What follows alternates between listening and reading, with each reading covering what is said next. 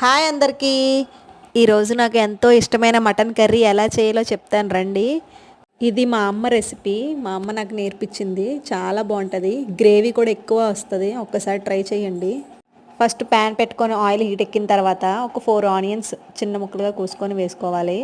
పచ్చిమిర్చి కూడా అవి బాగా మగ్గిన తర్వాత ముందుగా క్లీన్ చేసుకున్న మటన్ అందులో వేసుకొని బాగా కలుపుకోవాలి. ఒక 15 మినిట్స్ బాగా మగ్గిన తర్వాత అందులో నుంచి వాటర్ అంతా ఎగిరిపోయిన తర్వాత అల్లం వెల్లుల్లి పేస్ట్ వేసుకోవాలి. ఇంకా 5 మినిట్స్ మళ్ళీ మూత పెట్టి బాగా మగ్గించాలి.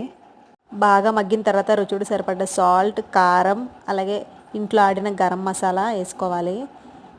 ధనియాల పౌడర్, మళ్ళీ మటన్ మసాలా కూడా వేసుకున్నాను. అవి బాగా ఉప్పు కారం బాగా పట్టిన తర్వాత ముక్కలు ములిగేదాకా వాటర్ వేసుకోవాలి. ఒక 15 మినిట్స్ బాగా మగ్గిన తర్వాత అందులోకి టమాటా వేసుకోవాలి. కుక్కర్ లేకపోయినా ఈజీగానే అయిపోతుంది. లాస్ట్లో కొత్తిమీర వేసుకొని దించుకోండి. సూపర్ ఉంటుంది. ట్రై చేయండి.